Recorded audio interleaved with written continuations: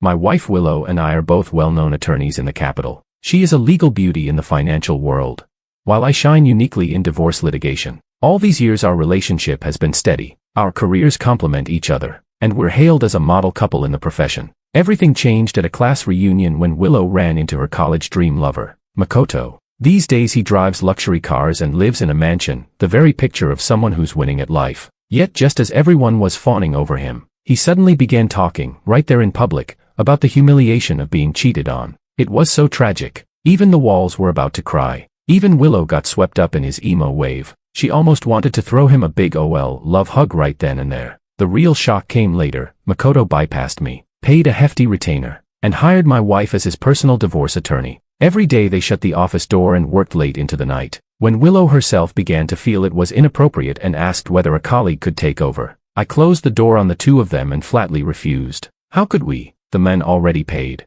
Chapter 1. I hadn't planned on attending Willow's class reunion. Unfinished work had me set on pulling overtime. Besides, at reunions it's perfectly normal to bump into an old flame and reminisce. My presence would only make things awkward. Willow giggled and teased.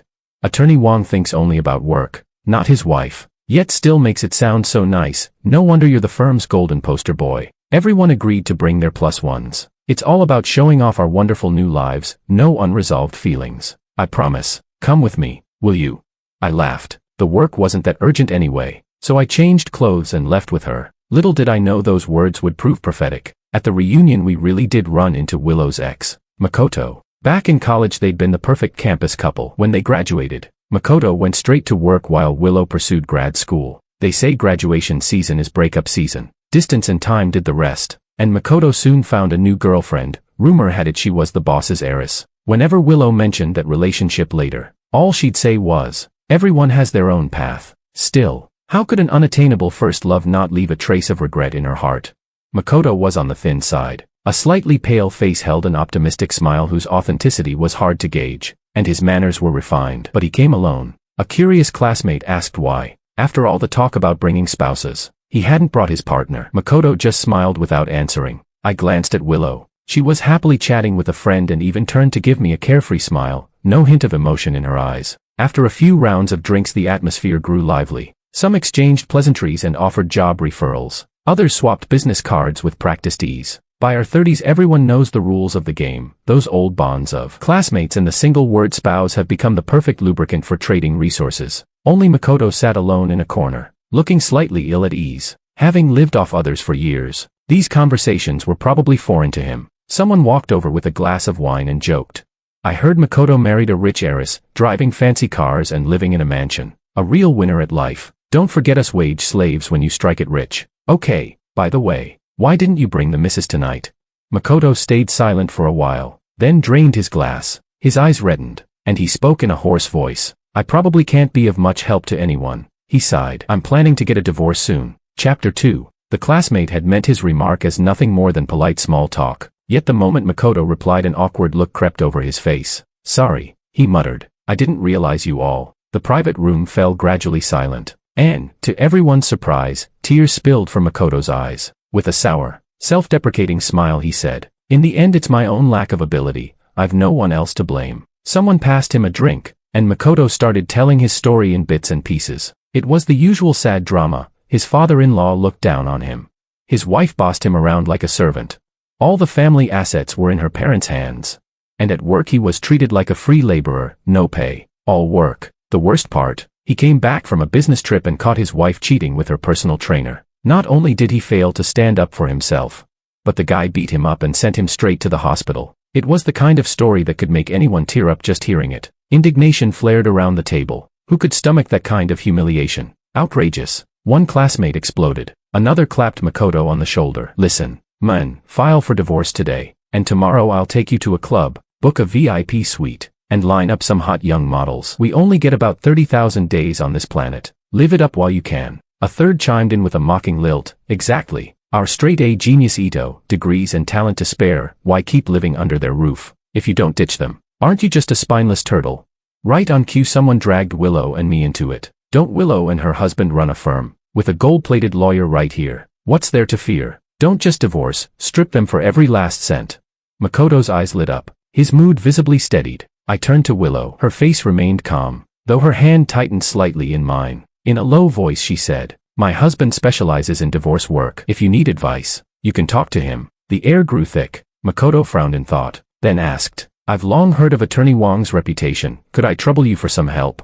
I sighed inwardly. His case was crystal clear, and all too common. A wealthy heiress might be hopelessly in love, but her parents stay stone-cold rational. Many elite families play it the same way. They act open-minded, no need for a live-in son-in-law, no demand the kids take their surname, even offering the newlyweds some startup cash. Yet every asset remains locked under parental control so they can sweep the husband out the door at any moment. Cost-free. Every step is legal, airtight. Choosing my words carefully, I laid out the facts. Legally speaking, I concluded, even though she cheated, you're unlikely to get much property in the divorce. Makoto's jaw dropped. I pointed to the car key by his hand. The house, the car, everything's in your father-in-law's name. Right.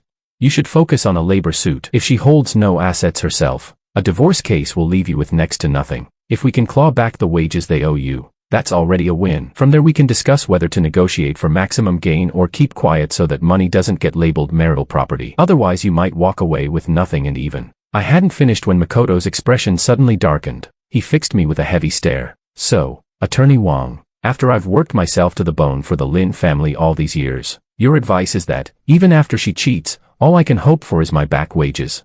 I was surprised by how bluntly he summed it up, but I still nodded. The power elite always front-load their legal planning. I said, "It's nothing out of the ordinary." Someone nearby muttered a curse about capital. Another whispered pity for Makoto. Makoto ignored me and turned his gaze on Willow. "Willow, is that what you think too?"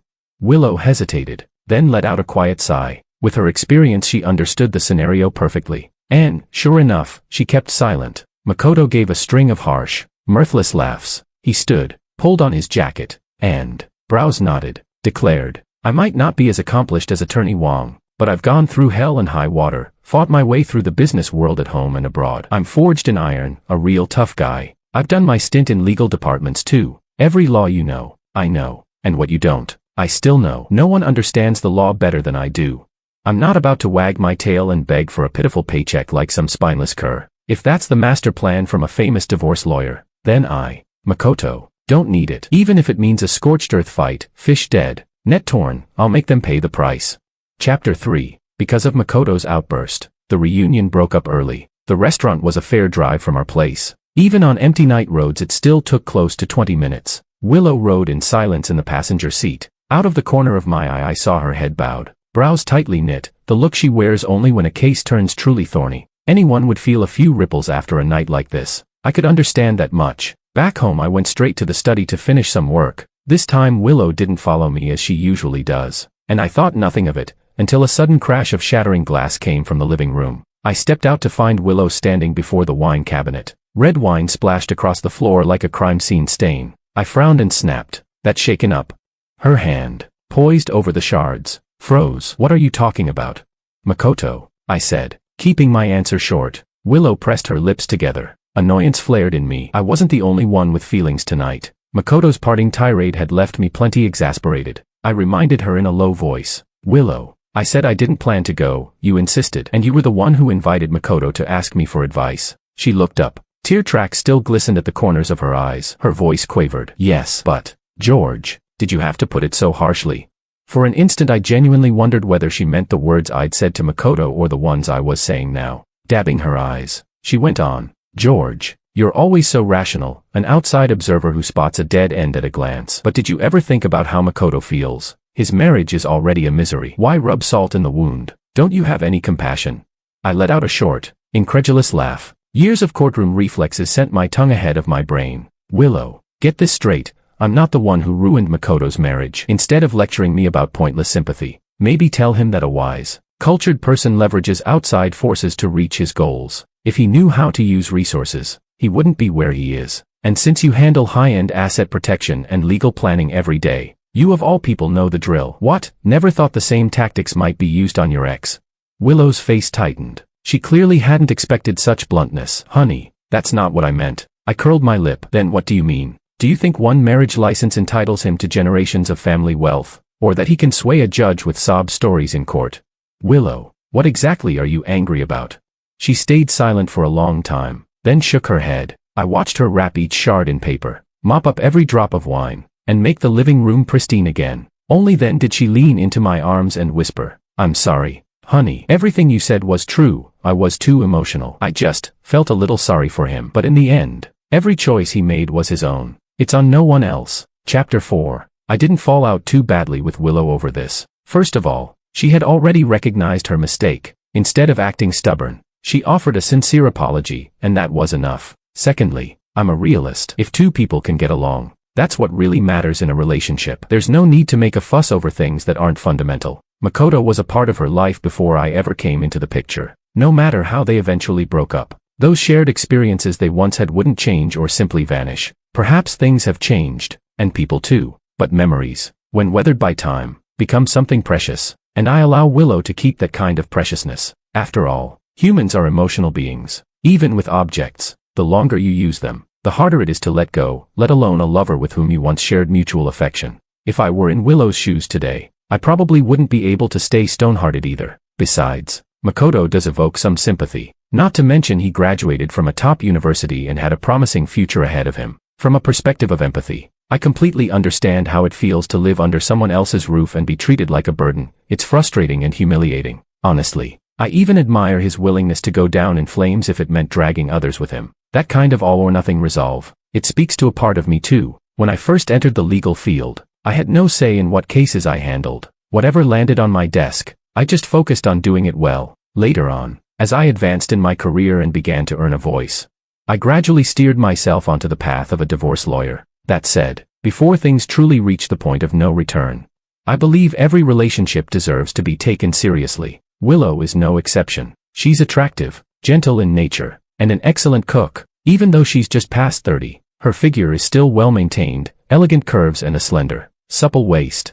By conventional standards, she's very much my type. So, as of now, this marriage is still worth preserving. Life moved forward steadily, without any dramatic waves. Willow and I continued with our work. If either of us got off early, we'd sometimes catch a movie together, or she'd cook us a nice dinner. Makoto felt like a side quest that had briefly popped up in a video game. Left alone, it quickly disappeared again. The next time I heard anything about him was about half a month later. It happened during a small gathering of friends, and one of them happened to be a classmate of Willow's. The classmate suddenly brought him up. He and his wife have been fighting pretty badly lately. I heard his father-in-law found out about one of their arguments and slapped him in the face, in a meeting room, in front of everyone. That's just humiliating. Oh, and Willow, he said something in the group chat about you and your husband being cold and distant. What was that about? Didn't he randomly start threatening George that night for no reason?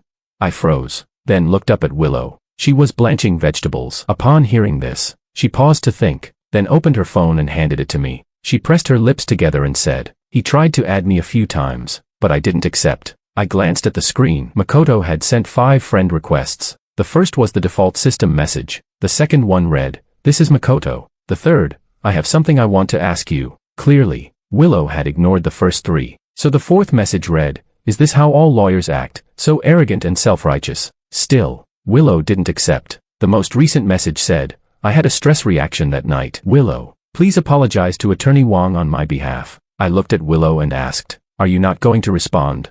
Willow shook her head and said, "No need." I paused to think. Then I tapped reply under Makoto's last message and typed, "No apology needed. George here." I thought that would be the end of it. But a few days later, the law firm received an unexpected visitor. Makoto. Chapter 5. A guest is still a guest, even if uninvited. It's only right to receive them. When I returned to my office after finishing a meeting, he was standing in front of the wall of medals just outside the door. That wall displayed the law firm's history, introductions of practicing lawyers, and several certificates of honor. Makoto stood there, head slightly tilted, eyes scanning the wall from top to bottom. Eventually, his gaze froze on a specific section. It was the partner profiles page. Willow's photo was displayed in the most prominent spot. I stood behind him for several minutes before he finally snapped out of it. I got straight to the point. "Mr. Ito, what brings you here today?" He smiled at me politely and said, "Attorney Wong, you're a smart man. Can you guess why I'm here?" I frowned. This is a law firm. If Mr. Ito came here,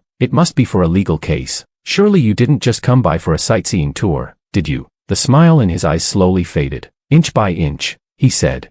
"Yes, but let me ask, are all divorce cases here exclusively handled by Attorney Wong?" I leaned back into my chair and calmly sized him up. Makoto was dressed in a finely tailored designer suit. His hair was neatly styled. His expression composed. The gold-rimmed glasses rested just right on the bridge of his nose. Compared to the dejected man that night, this Makoto carried himself with poise and confidence. I let a slight smile curl at the corner of my lips. Divorce isn't that complicated. The facts are usually clear, and the case straightforward. Every lawyer on that wall you saw earlier is more than capable. He stared into my eyes and asked, "What about Willow?" I raised my hand and gestured toward the hallway. "Willow's office is across the hall, but she's in a meeting right now. You'll have to wait a bit." He smiled. "Thanks, Attorney Wong," Makoto said, adjusting his glasses. "But I've already scheduled an appointment at the front desk." At 4:30, Willow returned to her office. The receptionist had probably notified her in advance, because when she saw Makoto, her expression remained neutral. She came over to me first and said, "Honey, wait for me a bit. We'll leave at 5 sharp. I nodded. We had a movie planned for 6 o'clock. Makoto followed Willow into her office. To protect client privacy, it's standard practice to close the door during consultations. I noticed Willow hesitate briefly, then chose to leave the door slightly ajar. Low voices drifted over. It was mostly Makoto talking, with Willow occasionally asking a question. I wasn't interested in eavesdropping, so I took the opportunity to review my work. At 5, the office system ding-talk sent its usual clock-out reminder. I looked up across the hall. They were still talking. Colleagues started to leave one by one. The receptionist came over kindly and asked if I needed dinner ordered for working late. I smiled and shook my head. "No need. I'll be leaving soon." By 5:30, I checked my watch. Most of the staff had already left. Sometime during that interval, the office door across the hall had been shut. Makoto's cheerful laughter echoed from inside. On an otherwise quiet floor, it sounded particularly jarring. At 5:40, I packed my things and left for the cinema. Willow didn't show up, but during the movie, my phone kept lighting up with calls and messages. Annoyed, I switched to airplane mode. Finally, silence. After the credits rolled, I followed the crowd toward the exit, and spotted Willow standing there. I scanning the crowd until they locked on me. She rushed over, her voice anxious and flustered. "Honey, I didn't mean to miss it. I lost track of time and couldn't reach you." I hurried over, but they said I was 20 minutes late and wouldn't let me in. "I had no choice but to wait outside for you." There was a faint smell of cigarette smoke clinging to her. I frowned and cut her off. "Let's go home first." Chapter 6. Willow took Makoto's case. She brought it up with me as soon as she got home, carefully saying, "Makoto wants to hire me to represent him in this case. He told me everything that's happened these past few years. That's why I missed the movie. He's actually had a really rough time. He's worked hard and kept his head down for years, thinking it would earn him his father-in-law's respect. But in the end," she added, "but honey, if you're not okay with it, I can decline." As she spoke, she stepped a little closer to me. That's when I caught the smell again. I couldn't help but say, "You reek of smoke." Willow froze for a second, then quickly explained, "Makoto's in a really bad state mentally. He smoked 2 cigarettes. I wanted to stop him, but seeing him like that, I just didn't have the heart to say anything." She said, "I'll go take a shower now." 2 days later, a girl from the admin department came by with a stack of client contracts for stamping. I glanced casually. Makoto's contract was on top, but the representing attorney section was still blank. I asked, "Was this case signed already?" She replied, "Attorney Liu said the signature will be filled in later." She explained, then added, "But the client's already paid the legal fees." I nodded. That afternoon, Willow came by to talk to me directly. She even brought a tablet loaded with background materials on the case. Her tone was serious as she said, "Honey, we can't afford to let Makoto's situation drag on any longer. We need to cut through the mess, like slicing the Gordian knot." I replied, "Willow, I didn't know you were not just a lawyer, but a magician too." She blinked in confusion. "What do you mean?" I chuckled and said, "Makoto's case. All the real estate is under his wife's parents' names, and he's been working for his father-in-law's company all this time without receiving a single cent. But actually, that's lucky. If he had been paid, now he'd have to hand over half of it." I went on, "So he's offering a large sum just to hire you for a case like that. Doesn't that say something? That maybe you've got a little magic up your sleeve?" Willow's face turned pale. She looked at me with a wounded expression and said, "Honey, I haven't signed it yet. If you're really not okay with it, I'll pass it off to another colleague." She clung to my arm and said, "Trust me, okay, I know what I'm doing. I promise, it's just work." I smirked. "See? At first, it was, I can say no. Now, it's only if you really object." The shift in tone says it all. And, of course, the premise is that I have to be the one who really objects. I waved my hand and answered nonchalantly, "Relax. I was just kidding. He already paid. If the paperwork's ready, sign it. In any case, it brings money into our firm." Makoto started showing up at the law firm regularly. At first, He'd still greet me politely, sometimes even going out of his way to say I could sit in on the meetings with Willow if I had any concerns. After I turned him down a few times, he stopped greeting me altogether. He would simply nod from a distance and walk straight into Willow's office. I looked up. The glass door across the hall was always firmly shut. Faint murmurs of laughter drifted through now and then, stretched long at the ends, soft and teasing. I stood and went to the conference room. Today was our monthly team meeting. After reviewing the month's case summaries, a colleague asked, "George, where's your wife? Why didn't she come to the meeting?" "I had a case I wanted to ask her about," I replied. "She's busy." The colleague gave a short, "Oh," then quickly smiled and said, "George, that case you handled last time was brilliant. I read the judgment. The wife didn't get a single advantage. Honestly, that might be the most satisfying divorce case I've seen in years." I chuckled. "Yeah, that one was pretty textbook. The wife conspired with her lover to hide assets, but the court initially ruled there wasn't enough evidence. If she hadn't compromised, I doubt we would have won." Actually, in these kinds of cases, the real difficulty isn't in the legal principles, it's in the judge's leanings. If the roles were reversed, and it was the husband hiding assets with a mistress, it'd be a lot easier to recover the money. So really, this might not be that useful as a reference for you. I paused for a moment and added, "I'll tidy up the case files and share them in the group later." My colleague grinned. "Thanks, George. I've been wanting to learn from it." Just then, Willow pushed the door open and walked in. She asked, "Learning what? Honey, how come you didn't call me to the meeting?" Before I could answer, the colleague laughed and said, "George said you were busy." Willow froze for a second. The colleague then smacked his forehead and added, "We're going over George's case, actually." "Oh, right. Didn't you just take on a new divorce case yourself? You should study the materials in the group too, who knows? Maybe they'll come in handy." Willow hesitated and glanced at me. I smiled and said, "Her case is on a whole different level, probably not applicable." Chapter 7. Makoto's case really hit a wall. What I didn't expect was that Willow would actually come to me for help. We'd been together for years, and it wasn't unusual for us to bounce ideas off each other, tricky cases, ambiguous situations, that kind of thing. It was a way to pool our minds. But ever since she took on Makoto's case, we hadn't had a proper conversation in a while. She looked genuinely puzzled and said, "I read that case you shared in the group the other day. That couple had basically turned into enemies. How did you manage it? How'd you get the wife to give back the hidden assets?" I gave her a meaningful look and replied, "Why, is Makoto planning to do the same?" Willow instinctively frowned. She said, "Honey, why are you being like this? It's just work. If I were a doctor and the patient was my ex, would I just let them die? Besides, I did ask for your opinion beforehand." I couldn't help but laugh. "Sorry, force of habit. Forgot it's your case." She didn't say anything. I thought for a moment and asked, "Remember the chapter, Attacking by Stratagem, in The Art of War?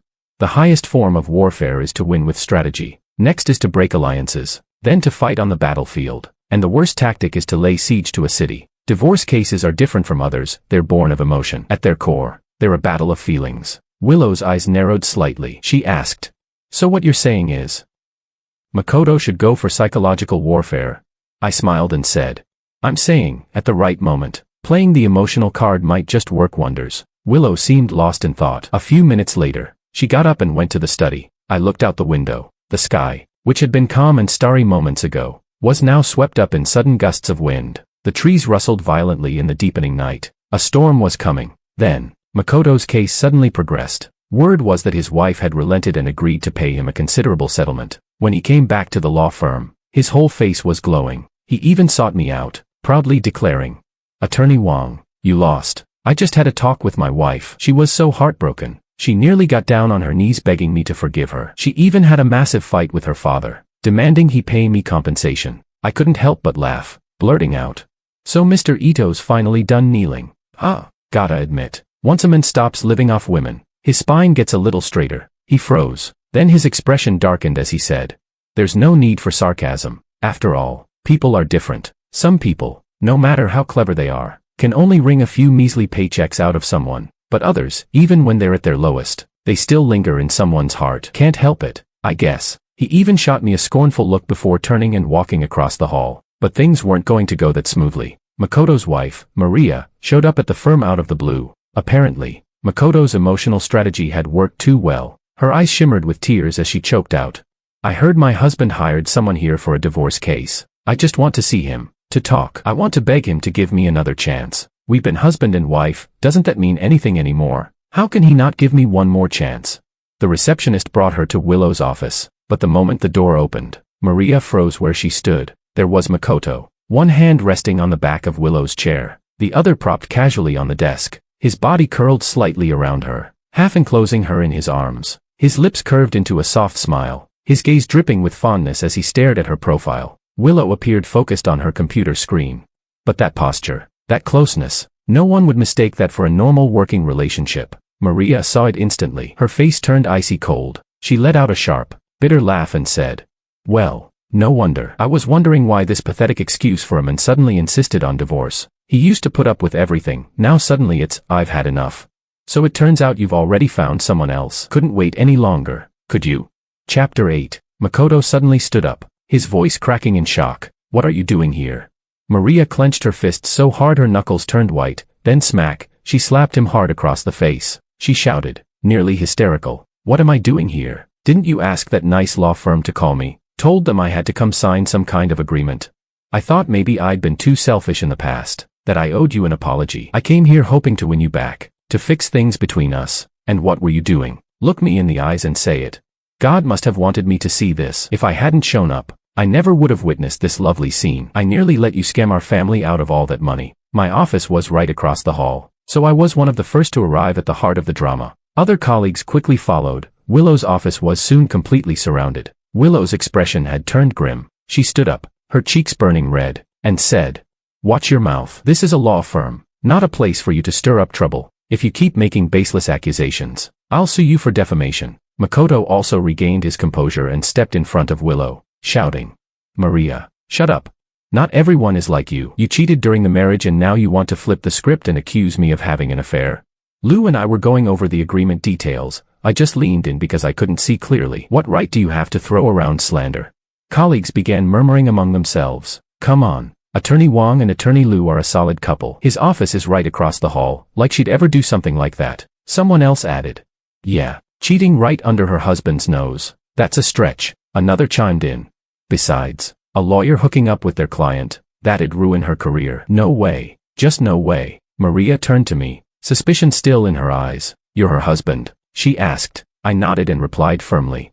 We've been married for 3 years. She's always been a good wife. What you did today has seriously disrupted the operations of our firm. Once the facts are clear, I expect you to make a public apology to my wife, and to this firm. Willow glanced up at me for a second, but quickly looked away. Maria asked, and how exactly do we get the facts?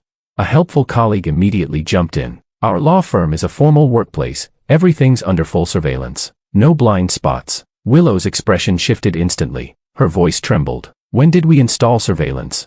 I gave her a slow smile and said, not long ago. We upgraded the office equipment. Didn't I mention it to you? She stood frozen, face draining of color. No one told me. Why was it installed all of a sudden?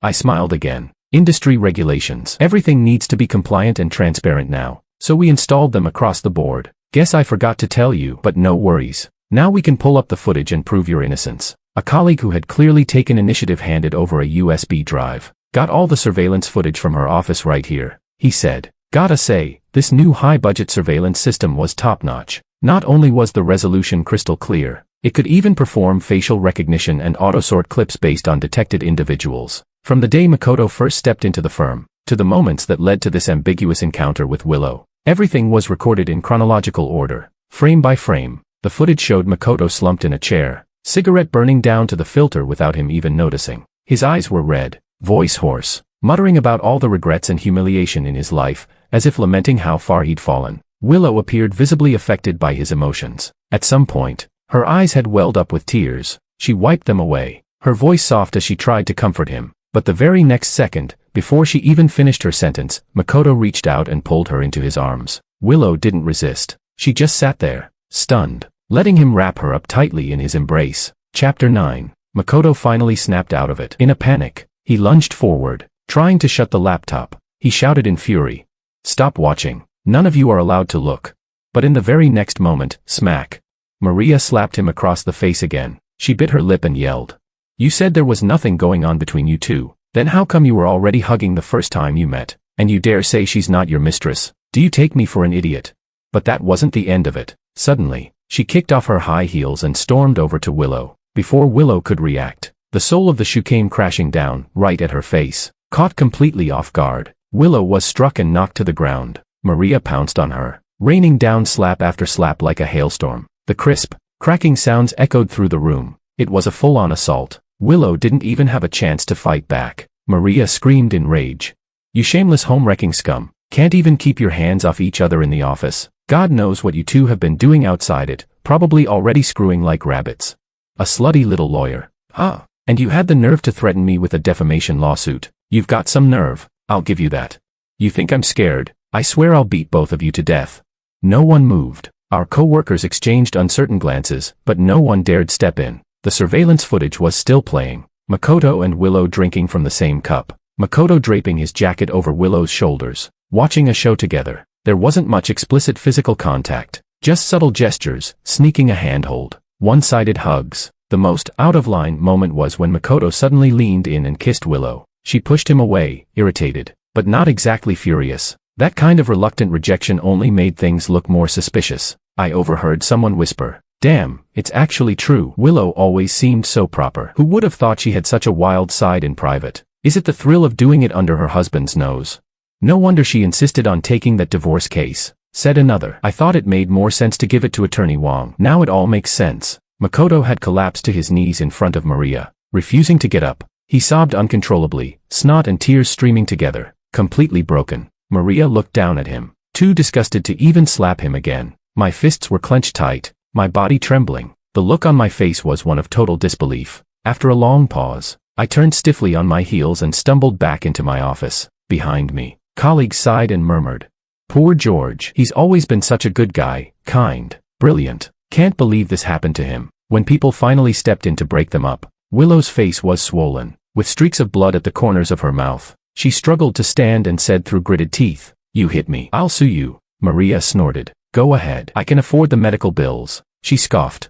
"Oh, and my family has a legal team too. I'll have them contact you." And with that, she snatched the USB drive and left. Willow spent the next week lying in bed at home. She winced in pain, drenched in cold sweat, but still tried to explain herself. "Honey, I didn't cheat. Please believe me. Yes, I got a little too close to Makoto, but I swear I never did anything to betray you. I just felt bad for him. He kept telling me how miserable he was, and I couldn't help it. I just felt sorry for him. I know it was wrong. Actually, I'd already made up my mind. Once I helped him finalize the divorce, I was going to cut all contact. I just didn't expect things to turn out like this. I really regret it. I'm sorry. Honey, will you still want me?"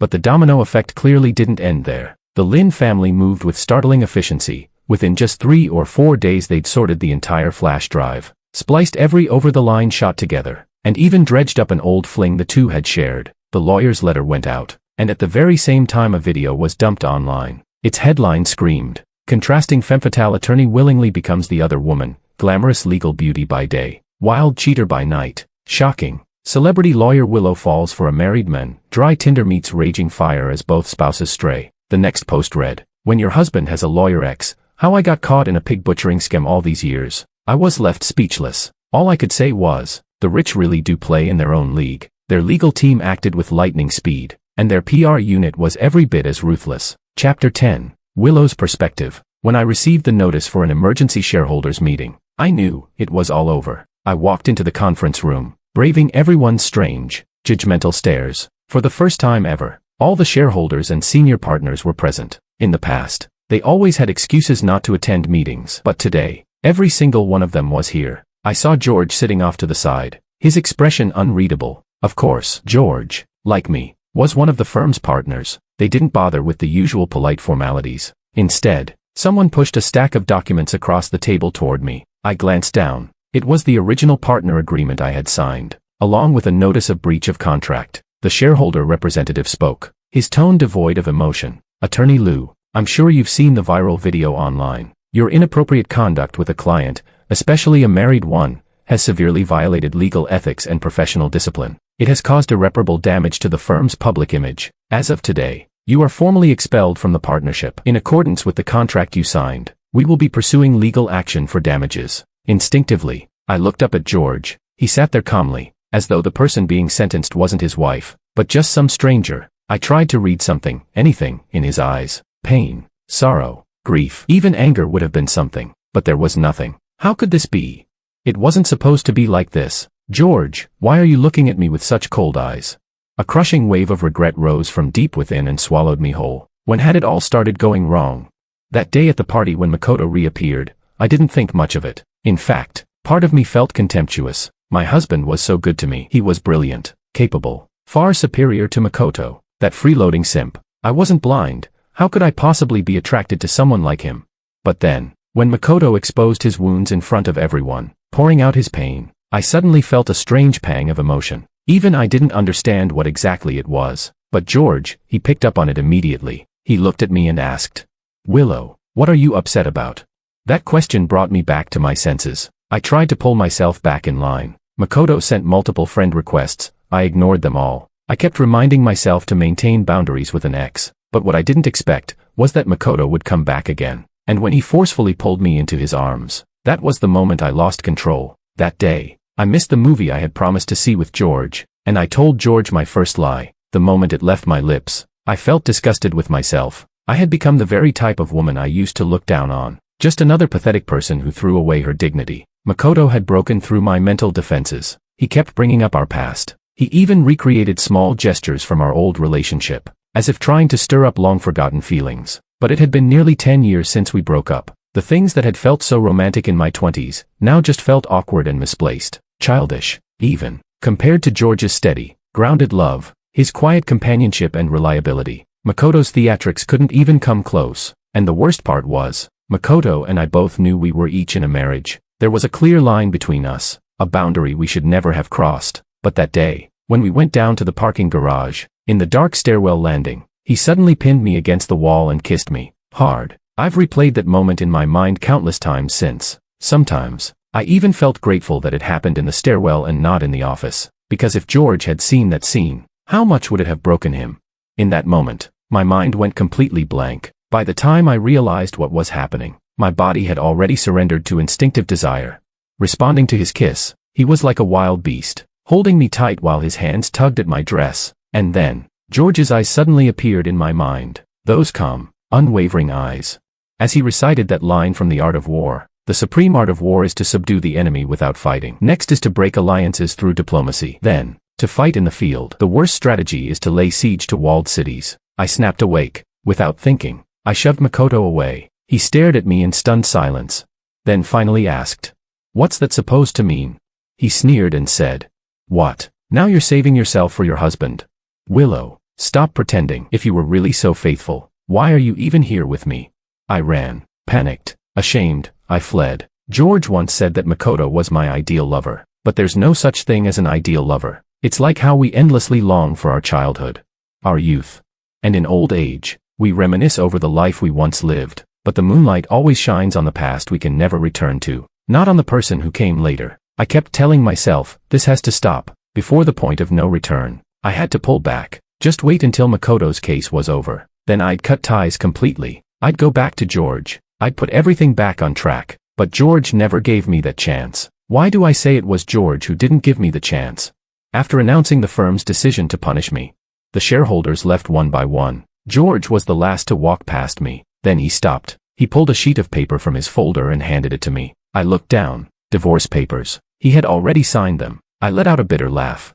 And finally asked the question that had been lodged in my heart. Chapter 11. Willow asked me when I had installed the surveillance cameras. I rubbed my chin and thought for a moment. I said, probably right after you rejected Makoto's friend request for the 5th time. The corners of her eyes reddened, yet a self-deprecating smile slowly emerged on her lips. She said, "George, so you never trusted me from the very beginning." I looked into her eyes and smiled. I said, "Then Willow, can you tell me why you didn't dare to accept Makoto's friend request?"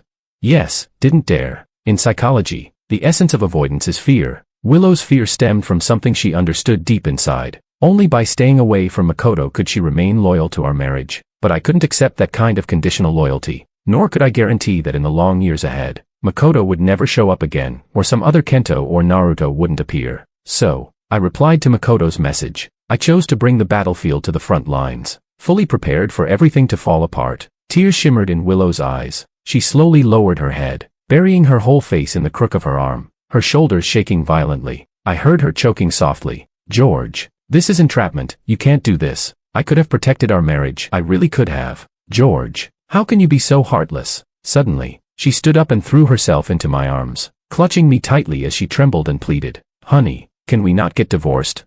I'll listen to you from now on. I swear I won't make another mistake. Please, give me one more chance. And I really didn't betray you, I never slept with him. I've stayed loyal to you. Didn't we say we wanted a child? Let's have one. Okay, the three of us, let's just live a good life together. I finally couldn't hold it in anymore. With a smack, I slapped her across the face and yelled, "What? Do you think I'm some pathetic loser? Do you only throw things away once they've rotted and started to stink? Sign the divorce papers or don't, doesn't matter. Filing the lawsuit is just a formality." What came after was simple, just procedural stuff, because of the nature of our work. Willow and I had signed a prenuptial agreement before marriage, keeping our finances completely separate. So when it came time to divide things, it was surprisingly straightforward. And deep down, Willow understood that too. She signed fairly quickly. The only asset we hadn't notarized was the marital home we lived in. I originally suggested selling it and discussing how to split the proceeds, but she chose to give it up. She said, "George, it was my fault after all. Just keep it. I could never be as cold and ruthless as you." I didn't refuse. I don't turn down money. The day we picked up our divorce certificates at the Civil Affairs Bureau, she suddenly called out to me. She said, "Honey, if only we hadn't gone to that party that day. Wouldn't that have been great? We'd still be doing fine, 3 meals a day, 4 seasons a year, everything steady and simple, maybe even a child. If only all those messy people had never shown up. How nice that would have been." I started the car. I said, "There's no such thing as if." Chapter 12. After everything, my colleagues gossiped with me about what happened next. There was no doubt that Willow was fired from the law firm, and because the short video had gone viral, the whole industry knew about the incident. Her personal reputation was completely ruined. Not a single firm was willing to take her in. Honestly, it was understandable. Every profession values its reputation. With a history like hers, no one would risk hiring her just to have her bring disaster upon them later. I'd seen the penalty clause in her contract. Given the income we'd earned over the years, it wasn't exactly an amount she couldn't pay back. But now that this scandal had broken out and she couldn't even land a job, who knows how many years it'll take for her to pay it all off, if ever. One of my colleagues sighed and said, "Willow was actually quite capable. What a pity. How many years does it take just to study our way into this profession? And how many more years to build a client base and case history? It's all gone now. Decades of effort down the drain," another colleague added. "And that guy, he ended up even worse." I leaned in to listen. Someone scoffed and said, "He was about to receive a huge settlement that day. But the Lin family doesn't mess around. They had someone beat the crap out of him and kicked him out of the house with nothing. Literally nothing. They even stripped him naked and threw him out. Left him with nothing but his boxers. Nearly froze to death," someone else said. "But honestly, the Lin family went easy on him. They were pissed. Sure, but if they really wanted to destroy him, they could have saddled him with a pile of debt. The fact that he walked away without that was already merciful." I thought for a moment and said, "Well, now they're both single. Guess nothing's in their way anymore." Everyone burst into louder laughter. One of them said, "George, you don't know the half of it, do you?"